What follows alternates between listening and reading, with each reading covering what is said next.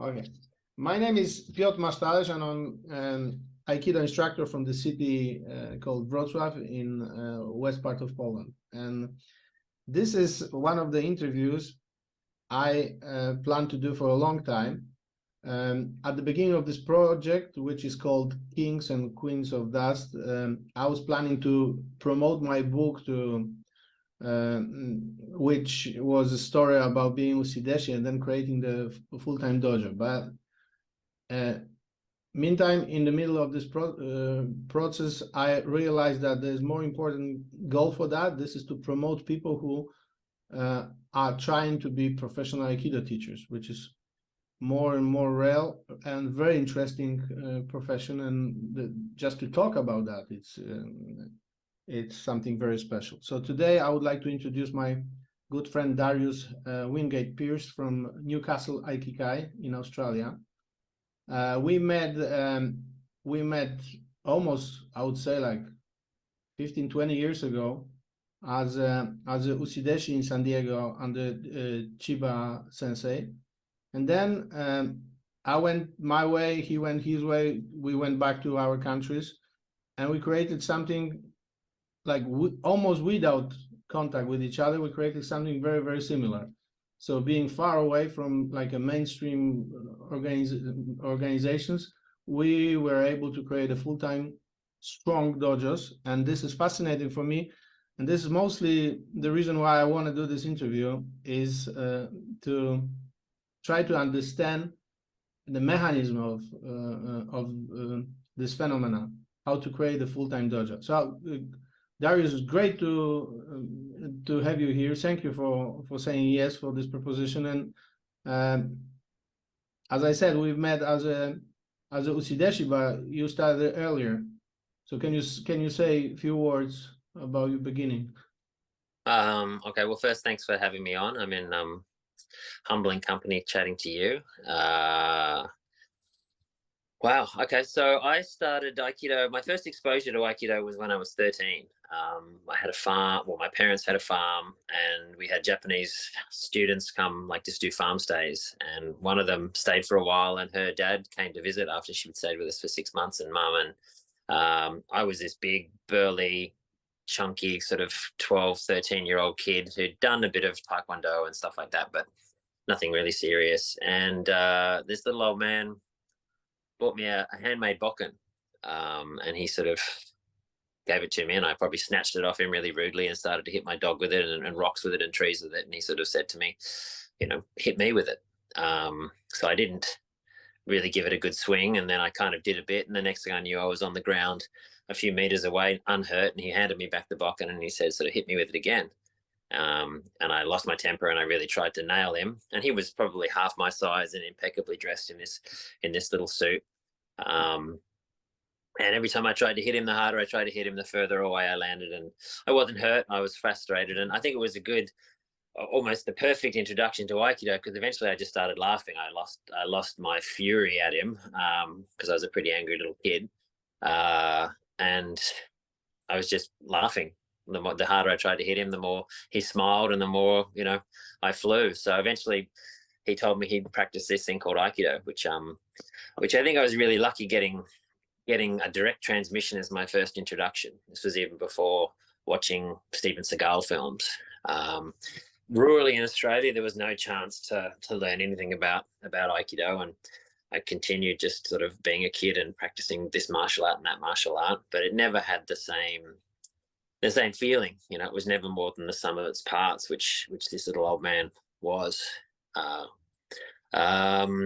Fast forward, I did a lot of I really enjoyed other martial arts. I did Muay Thai for a while, Thai boxing, and some at uni I did karate, and I'd done some Taekwondo and boxing and stuff like that. And it was all great. I enjoyed it. The younger version of me enjoyed sort of the more combative, fighty kind of aspects of those styles. But I always missed that thing that Aikido had sort of put in my body. Loved Steven Seagal movies, all those sorts of things. Then when I was, probably about, mid to late 20s, I found a teacher in the city I lived in, an English guy, and he had trained in the UK back in the 70s and 80s under William Smith, under the direction also of Chiba Sensei. So I started my Aikido journey in earnest and got more and more into it. I remember I had a big long ponytail, and around the time I got to third kyu, he started to grab me by my ponytail and throw me around. So a couple of days later, I shaved it all off and sort of started to take my training more seriously. And all the time, you know, after training, we would sit around and my sensei, my initial sensei, Sensei Hackett, talked about this amazing, you know, larger than life figure, Chiba Sensei, that sort of was in the UK, and this figure of terror and fear and ferociousness. He didn't study under him very directly. You know, he would have done seminars with him and courses with him, and he got a few of his grades sort of under him. So it just made sense as I got more and more into Aikido that that was the direction I wanted to go in. I trained at different places around Australia, and wasn't a big fan of the feeling and the tone of the training. And I had a real epiphany when I sort of started to travel overseas and train, because I meet these guys that were my age or younger, and they were amazing, like absolutely like leagues ahead of anything I'd experienced. And I sort of said, okay, how does that happen? And they said, well, I started, you know, when I was about 7, and I trained really hard, and then I did a few years uchideshi under this teacher. I went to Japan and studied 4 or 5 years, and sort of there was this new mind-blowing concept of taking Aikido really seriously, and what that sort of opens up. At that time, it was sort of all about me, so I wanted to be as good as these guys and girls were. So I sort of thought, well, you know, what have I got to do that? In a perfect world, I think, so the club we had was sort of a part-time club, probably your 99% club. We trained, you know, 3 days a week, which was good, but it wasn't at the level I wanted. So I looked at maybe undertaking full-time training. As I was going to say, in a perfect world, it would have been amazing if some amazing Japanese Shihan had moved to Australia and opened up a full-time dojo, and I could have done uchideshi under them, or there was a full-time dojo. But I came to a revelation one day when I was doing my old job, which was kind of an office job, doing commercial litigation and sort of just standard office stuff, that, you know, I'd be 50 in no time. And back in those days, that was really old. And if I didn't sort of jump, I'd never, I'd always wonder, you know, I'd always wonder. So I asked my teacher to speak to his teachers, to see if they could get in touch with Sensei and see if he would accept uchideshi. I remember going to Yamada's Sensei's 40th or something or other. It was this massive circus seminar over in New York, but for us in Australia, it was amazing because you had Yamada Sensei and Tamura Sensei and Doshu and Shibata Sensei and all these sort of amazing sort of teachers all in one place. So we went there and did that, and I remember getting told very succinctly by one of Chiba Sensei's students that I'd never be uchideshi there. I wasn't good enough, and he wasn't even taking students anymore. So I was really pissed off with that guy, but I think he did a great job, because that was right. You can't tell me I'm not going to do it. I'm going to do it. Sensei had. Do you remember who was that? Sorry? Do you remember who was that? Yeah. Yeah, I remember who was that. That was a guy called Ben Pincus. Okay, very good. Yeah. Nice guy. Hello, Ben. Thank you, Ben, for lighting a fire under me. Ben is one of the fathers of Burankai in Australia. Yeah, you tell me not to do something, I'm more motivated. So, but again, there was another young guy at that seminar who's doing great things in Brazil at the moment, a guy called Leo Sodre. And he sort of said to me, he was just a Q grade at the time as well. I think I was like 4th Q when I went to that seminar. I knew nothing. And he sort of said, no, if you want to do it, mate, just do it. Just give it a go. What's the worst that can happen? Another full-time teacher, very successful teacher right now, eh? Yeah, he's doing great. He's doing really, really well. Really, really, really well. He's worked super hard too.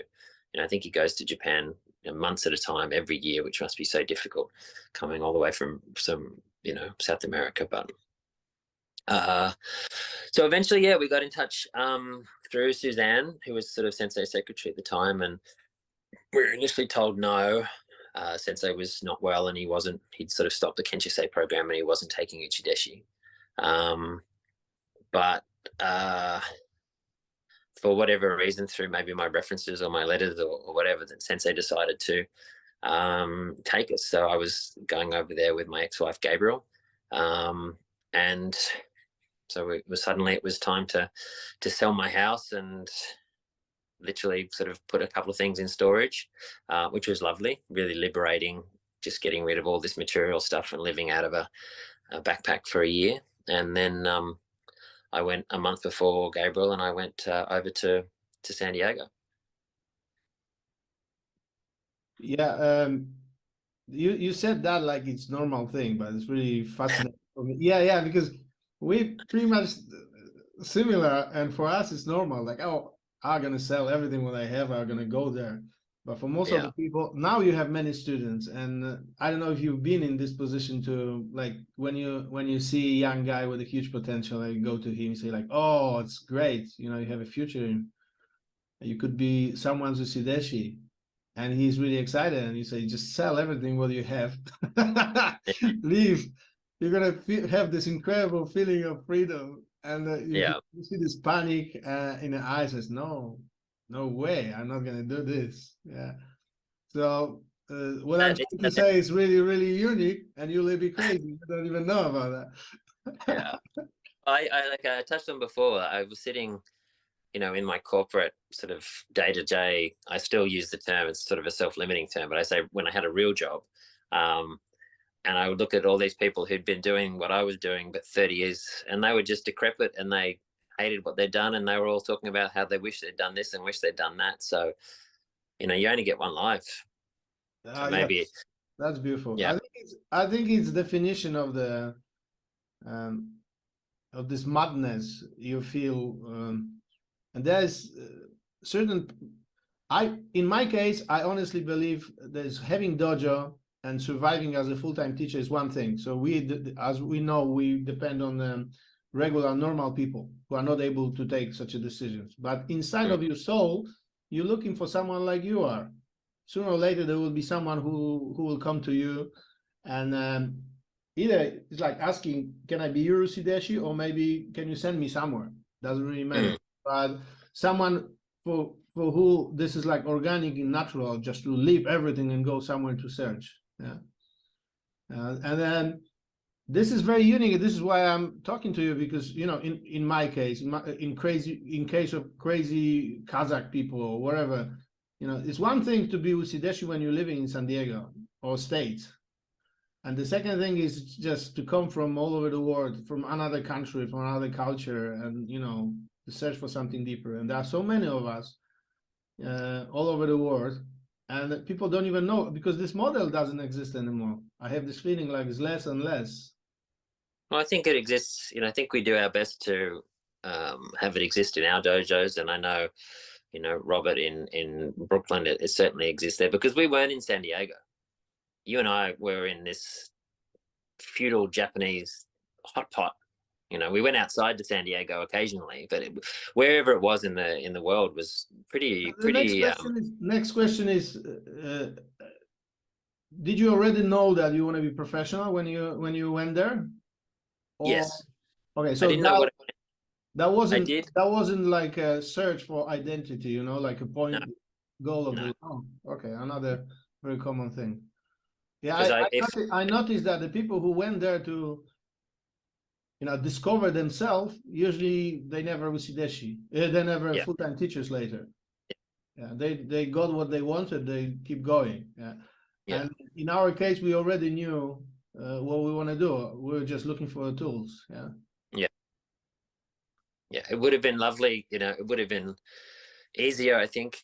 I'm glad it never happened. But like I said, if a Japanese Shihan had moved to Australia and opened up a dojo, and, you know, they could have been the full-time teacher, and I could have just been a really committed student, and maybe that would have been a different thing. But, you know, it's easy to wait for somebody else to do it. If I didn't do it, you know, who would have? Big question. I'm thinking, like, I was preparing the question for you, And one of the question was, because I just came from Australia, and I'm really impressed with all you've built there. And that I told you reminds me what I had like 15 years ago, when Poland was really poor and we couldn't afford going to the seminars, and we kind of isolated, like you guys are, because of the geographic situation. And there's this hunger, which is healthy and beautiful. And Chiba Sensei really enjoy when he came first time to Poland, and he saw 200 people, and most of them, they were our students here, and they were really trying. And he said, it's not polluted. I didn't know at this time what does it mean. It means they're still hungry. Yeah. And then the borders open, and there were tens of teachers coming, and in natural way, people got this self-defense mechanism to just protect themselves from all this information. You know, they lock themselves in the small groups, and there's no more hunger. Yeah. And we're trying to keep it, but really, like, if I have to close it in one sentence, it's like Aikido is aging, you know, and there's too much information. There's no more hunger. That's and what I saw in your place was something like going back in the time. Because even people are really good, but they still hungry, and you know, minds are open, and a huge question how to keep it. I don't know the answer. We fail. We've always been, like you said, I've always felt really kind of isolated, and when we were over here, we spoke about that being a blessing and a curse, a complete blessing and curse. You know, I get, you know, Jenny Flower Sensei just had this amazing seminar as it's her grand opening, and it's you know, all these people I sort of just think are phenomenal teachers all in one place, and that's sort of, we don't get that out here. You know, you've just experienced the 30 hours travel to get you know, to get to it. And so we're limited in that regard, but also as we've touched on, we also don't have we're just on our own, so we don't have any ill winds coming from sort of established egos or established sort of organizations or anything like that. And we've managed to, we've been here 17 years now, we've managed to, as you said, keep people hungry. People are still really excited about Aikido. So yeah, I think we were talking about how you know, there's this, like, Aikido's in a lot of places really old. Like, I watch a lot of Aikido online, and I've trained with a lot of people around, and I can see the criticism, and it's self-driven. You have all these old men, particularly, that just are more in touch with being the Shihan or the boss than any sort of progression. They don't let young people teach. They don't practice. They don't take ukemi anymore. And yeah, so I see what that is. So I'm not trying to be sitting here being critical. That's sort of a negative thing. But what I've tried to do here is to sort of go against that. Why should it be old people? Why shouldn't young people teach? Why shouldn't the teacher take ukemi? And my students, for better or worse, don't know any better. And you know, we've got a really young, vibrant, you know, and when I say young and vibrant, you met my first student, Kobayashi-san. And I think I was talking about that before. Like, when you start a dojo, you don't have students, and then some poor fool walks in, and there's some guy who's just got out of San Diego, or some girl who's just got out of San Diego, training by themselves like a madman, and they're lucky any of them survive that kind of intensity when they walk in off the street. But one of our first people was a Japanese gentleman, and he was 56, I think, when he started. He wanted his son, who was 14, to train with him, and they did for a couple of weeks, but the son lost interest, and he stayed. And he's one of my teachers now, and he's 74. But he still practices in a really young, Genki way. Like, he takes ukemi. He doesn't do that old person's Aikido, if that makes any sense. Yeah, I was there, and it's beautiful. Is I think one of the crucial things is like healthy proportions, because as you said, before when you were young and you went for a beer with your teacher and he was talking about this incredible Chiba sensei, and he was already Yeah. old, he was 50 and you are 50 now. So Yeah. that's the question about aging Aikido. For me, I take it very personal because even if all of us, I think it's one of the biggest problem inside, we feel like we're 20. Yeah. Physically, maybe not so, but emotionally, yes. And we already old. And like in my case, I have a very strong advanced group. We're talking about like 20, 25 black belts. And mostly those guys are my age or a little bit younger. So let's say 40 and up. And they're really strong. So they can dominate everybody. They can just destroy every 20 years old kid who has ambitions. And as a teacher, you have to decide, I think, and it's gonna come to you because you dojo a little bit younger, but you already have the bunch of guys who are like 40, 50 and they need Sundance. They still very strong, very good Aikido, but where is your attention? Who is in the center of it? As you said before, there is a period of being egoistic, me, which is healthy if you grow up out of it. Yeah. You know? This is why we went to San Yeah. Diego, because of me. And then sensei or wherever you come to this by yourself, you realize it's not me anymore. Someone else is me. And dojo has to be focused on the people who are me, period. This is my understanding, right? This is my way to protect my dojo from aging. I Yeah. have this discussion with the advanced people. I say to them, it's not about you anymore. You're not baby anymore. You know, those kids are your kids' age. Now help me to help them. Mm. And many of them leave because they so attached to this me period, you know. This is why they train, because of me. Yeah. Yeah. So this is what I think. Yeah. I try and get that. I try and nip that in the bud really, really soon. Like as soon as, like, from day one, I'm telling beginners, this isn't just about you. This is about the dojo. The further you go up through the grades, like, we've got a really good group of fourth Qs that have come through this really, and you would have seen it over the years. Sometimes a bunch of people will start roughly at the same time, and they'll motivate each other, and they'll push each other, and they'll come through like this sort of really good tight cohort. And there's a range of abilities there, but as they sort of come through, I keep saying to these guys, okay, so now you're fourth Q, you have more obligation to the dojo. Now you're third Q, you've got to give back to the dojo more. So I would like to think that by the time people get to Shodan level, they get that. They get that it's more than the sum of their parts. And I said this to you, and I say this to my junior classes all the time.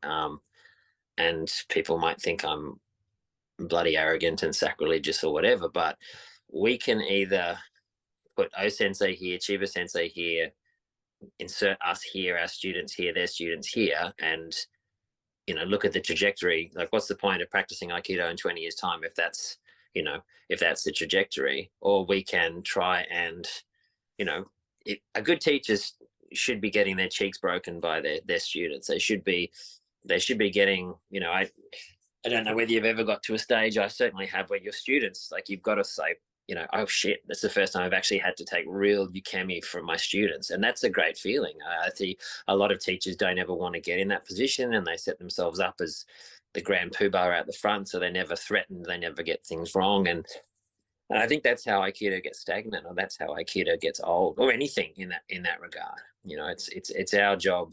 Well, it's my view, and my sort of goal has always been to make students that are much, much better than me. There are guys that I've got that take much better ukemi than I'll ever take, and push and push and push, so that the trajectory of Aikido is not downwards.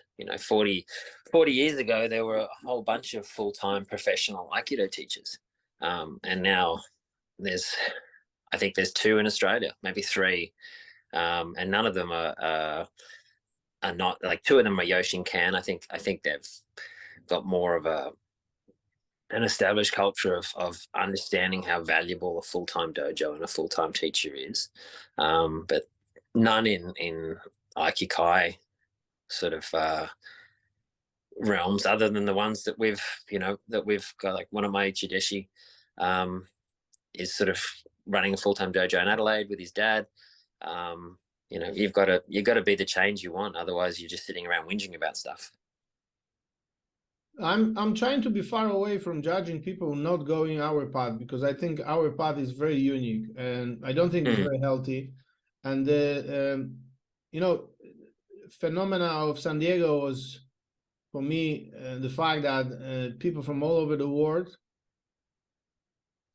were able to meet, and they're very unique, and like in a very specific way. Like, I would say those are people who are pretty much not happy with their own life, and they felt that there is some special way. You know, I have this incredible metaphor I find in Australia when we were with one of your students, John, who took me to bush walking, and he showed me these bushes, and he said those plants are incredible because the seeds will open and give the life only if this bush will burn. And this is actually, I wouldn't describe it better. It's like inside of my soul, and whoever I talk from my friends who had the same experience feel the same. There was this deep need to burn down, you know, to what's going to happen with me if I just die on a mat, you know? And if I don't, I feel I will regret it to the end of the life. But the rest of the people, they are really nice people who like Aikido. They train twice a week. And they don't have to do this incredible sociopathic experience. And yeah, it's true. And also, if you look at this, many of them, they're really, really good. So you don't have to kill yourself 5 hours a day to get there. Many people, they pretty good training 3 times a week, and it works. So yeah, I try and really steer clear of paraphrasing sensei, because I think a lot of teachers that have put, you know, in all styles, you know, Sagano said this or sensei said that, and then suddenly their words have so much meaning and gravity. But I think there's sort of a quote from sensei around, you know, it needs to be like a tree. There's like people that are the roots and people that are the, you know, and I think you need maybe sociopaths like us to hold our space, and we need people who are just going to come once a week and potter about, and we need young guys that are going to, you know, it's an ecosystem, and I think they need us, and we need them. And I think in the case of the dojos that have been successful and are still running and have got healthy communities, then it just shows what value it has. I've got an article by sensei on the front door of our dojo about how a dojo is not, it doesn't make any sense in the modern world. From a modern economic rationalist point of view, it's a big space and it's pointless, and you know wasting, it's empty a lot of the time, but it brings such enrichment and value to the community on so many levels, that it's just an integral part of what the world needs. And I think COVID, I think, showed that people desperately miss that connection and that aspect of training and that aspect of being together. And also, you know, they saw how in that kind of quasi difficult sort of situation, for at least in Australia, we were pretty, you know, we didn't have mass graves and we didn't struggle the way a lot of people internationally had to struggle with the pandemic. You know, people were still really confronted by their lack of resilience and how quickly they fell apart. So I think the sort of place where you can go and get your seed pod burned to see what comes out, what's left when you burn it down, is sort of it's so valuable. Yeah, it's ups and downs. And another question is, which comes from my experience also. Like, I ask this question to myself all the time, because it's like all this experience in San Diego with Chiba Sensei. For me, the most value thing was the fact that this dream I had is real. Because as I told you, most of the people I met in my life were less serious than I was. And then you meet someone like him, and you realize you're not serious. And then you also, you and me, we are not Japanese teachers. We don't have this background. We're not coming from this culture. We don't speak language. We don't understand the roots of Aikido. And even if we study and you know, spend years and decades on it, probably still wouldn't get it. So long time ago, I realized I have to go back to my country and try to create something really organic. So Aikido is a tool, but I'm coming from a different culture. So as you said, it has to be part of the community, neighborhood. Mm. And this is what we're trying to do. We're trying to connect to the local schools, we're trying to connect to the culture centers, working with the actors, different things. What do you do to be part of your culture? I think over the last 17 years, we've just, as you said, we've done the same thing. Like we have schools that just come to Aikido for sport. So instead of going to do baseball or football or anything, they just come to the dojo once a week and do sport. We've survived. You know, we're at a stage now where you go and you'll talk to a principal at a school or a business owner, and yeah, their kid did Aikido. You know, over the last 17 years, we've just been in the community, and that permeates in and permeates out. So in our small part of Newcastle, we're just like, everybody knows us. You know, it's a well recognized place, and you know, everyone's sort of heard of it. We've done sort of street fairs. You know, I love this art, and I've done a lot, as much as I sort of can, to let people know it's there.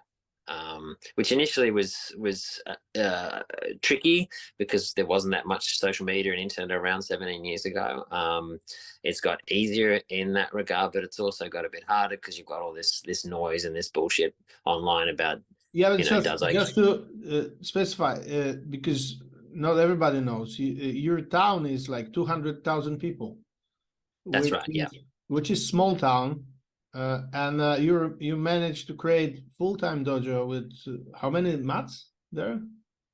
I think we got about 80 tatami. Yeah, it's a huge, beautiful space with, if I'm not wrong, like up to 200 members, which is really, really impressive for such a small town. You know, it's not Sydney, it's not New York, it's not Paris, and you're able to create something so strong. There's another reason why I'm really impressed with your job. You said something, but when I was there, you said something really interesting. So, which is a really nice opening for another question. That in your culture, traditionally, it's really big issue to be full-time teacher, and this money problem. You know, it's like someone pay you, and I know you're laughing, but I did my research. I checked it online, and you're right. It's like there are people who are proud of being not professional, which is really strange. But at the same time, I'm coming from the culture where I decided to be full-time teacher. Everybody was really disgusted with me. Like, Aikido is something you should do for free. It's a mission, you know. Yeah. You shouldn't sell it. Yeah. It's almost like a prostitution to take any money. Really fascinating. Yeah. Because we went to the United States, and it's much more healthy approach. It's your profession, you're supposed to be paid. That's it. Like my culture, my question comes from the fact that I'm still infected with this. Like, each time I take money, I feel guilty. Even if this is my job, you know, my kid needs shoes, you know, but I still feel guilty. Yeah. Yeah. Well, yeah, I had a lot of friction with my first teacher because he was very much of that attitude, and it's been a tricky road. It's taken me a long time to be, because you come up with, you know, you have your parents' morals, you know, and then you come up and then you sort of, then you hit this sort of revelation. Well, okay, well, these people I respect, like Chiba Sensei and these guys, are full time. So how do you do I want to go to a full-time electrician to get my wiring fixed, or do I want to go to a part-time electrician to get my wiring fixed?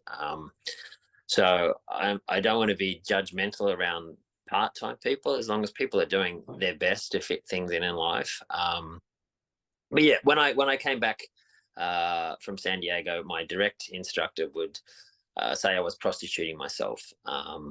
There's another organization here in Australia, the one that's been around longest, and the only thing they have sort of on their website highlight is none of our teachers are paid to teach Aikido as sort of this moral.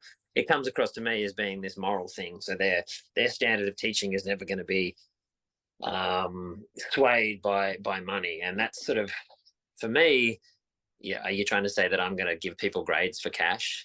People don't pay enough money for Aikido grades to, like, somebody that's done that has not walked in our shoes and realized sort of what we've done for the last however long, and the money we get from that. And it was really hard initially, and I think you're still struggling with it from what you said, and I don't anymore. I've let that go, but that was a hard road for me to let that go. Just to make it clear, I'm not struggling. It's not like there's a line of people who wants to give me money, and I'm no, because this work is so hard, and you're happy when you get some. So yeah, I think in Poland, like 20, 30 years ago, I could be issue, because there were so many people who wanted to train. It was easy money.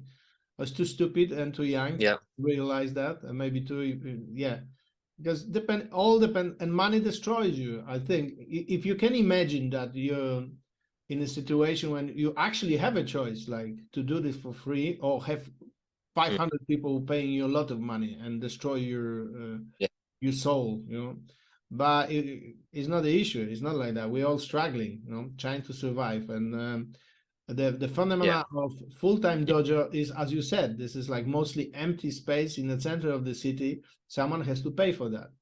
And from my point of view, the amateurs, people who are not taking money from the dojo, or not even, it's not about taking money. It's like taking a personal responsibility for paying the bills. Those are people who live in comfort of living in dream, illusion, and we don't have it. We don't have it, because the broken toilet and shit everywhere in the dojo, it's on you. As far as possible from living in a beautiful dream of being a sensei. So, and behind each dojo there is someone who is taking care of the dojo. Always like that.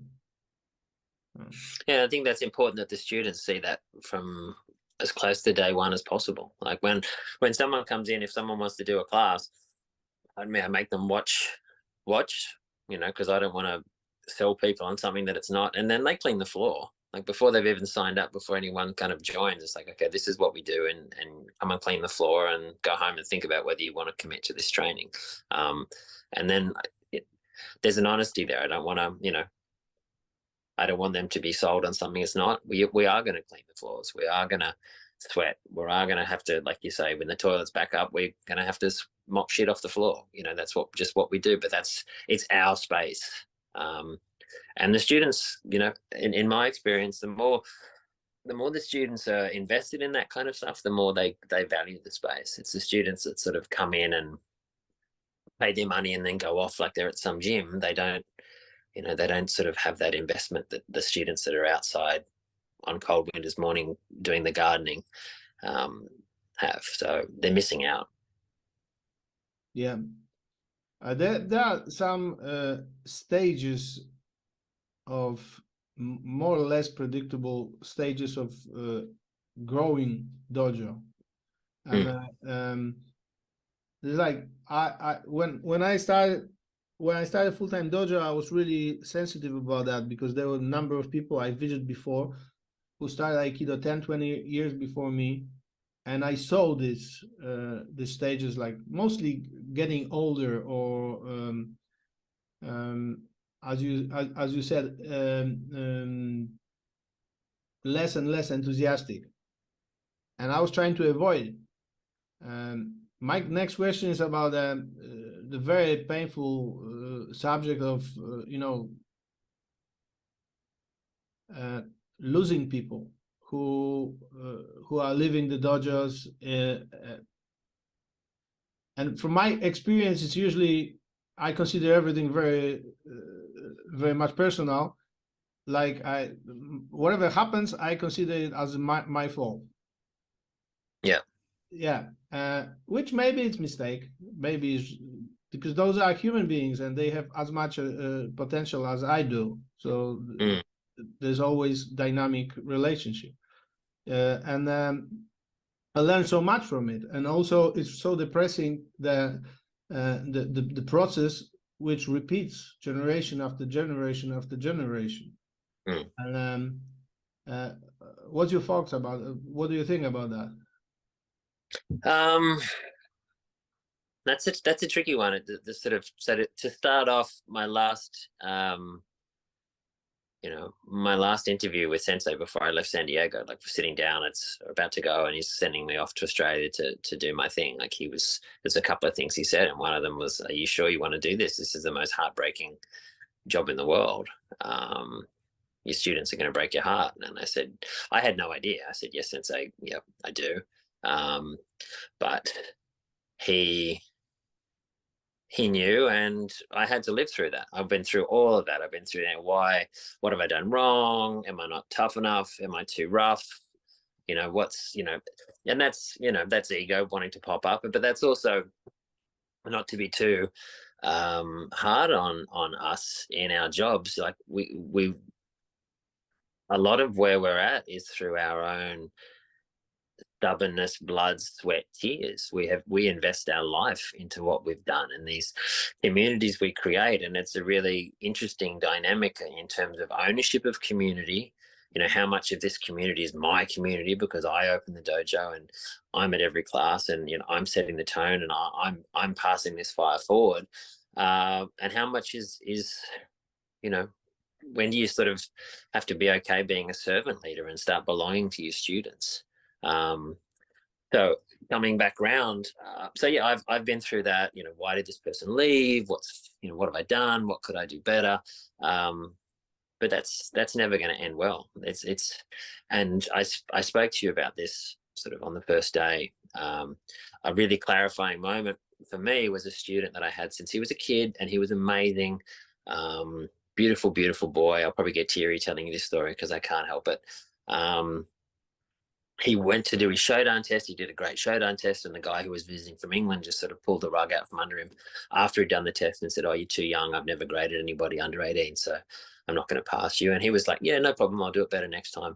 Really good kid. And then out of the blue, he just, started to be nasty and took away, and just really he was like a son. You and I have had many, many sons over the years, and maybe there's an aspect of us wanting to be good fathers that puts us in this role.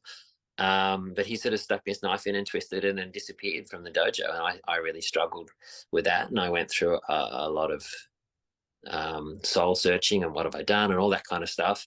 And then years later, I found out from his mum that he had tried to commit suicide. And so what he'd done is pretty common. I've researched it. Is he had burned the bridges with people he really, really cared about.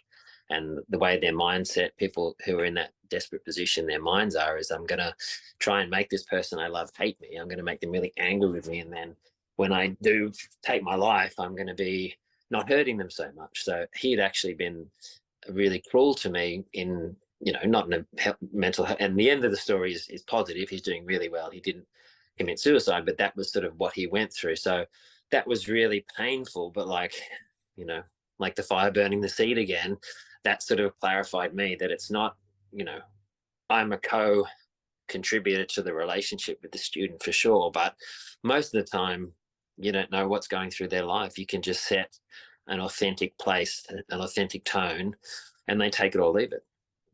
And the only secret I've come up with at this point in time, and asked me in a year, I've maybe changed my mind, is my job is just to keep the doors open. My job is just to stay there. Because, people come back. I remember the discussion with Sensei, and that was many years ago. I had one of those stories when, your heart is broken and you're just sitting there and thinking, well, what I done wrong. You know, I was really trying. This person was like the thing, one of the, and Chiba Sensei, and I said to Sensei, and Sensei said, oh, all I do is I'm trying to find the good things in the people. Yeah. And at this point, we're like in middle of Kenshin program, and his relation with me was pretty much he's trying to kill me and I'm trying to survive. So Yeah. I just didn't believe it because he didn't look like someone who's looking for good things. Maybe he was looking for good things in me to break.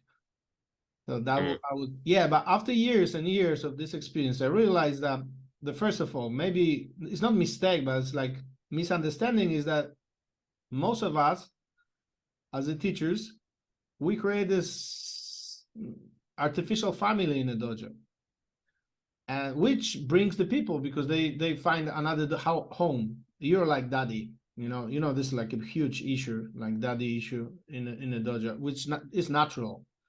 The closest students we have, there are people who with like a broken relation with the parents and they come in to fix it, or they're going through the really hard time in a home or wherever, and they use it because they need it.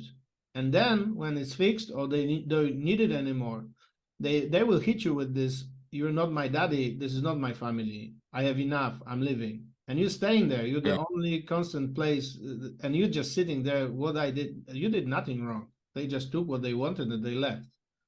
This is where I am now, and I think it's pretty healthy, but it still doesn't change pain, doesn't take the pain away. And also with a full-time dojo, you have this feeling, I hope you will not experience that, but like this so complicated structure, everything can get broken, toilets, garden, whatever, name it, that bills, someone, and then at the end of the day, you're alone there. So people are changing, the generation of the guy who helped me like 15 years ago doesn't talk to me anymore. I don't even know why. Yeah. Anyway, it's still beautiful, and the experience of being close to these people and being important and creating the house for them, it's something very unique. Yeah. So the next question, because we have to finish soon, what's your goal? Where are you going? Because I explained that because I remember the first years of building the dojo was like subconsciously you create like a nest, like a bird trying to build a nest. You know what you have to do. You have this feeling that you have to build it, and then it's built. And what's next? How do you feel?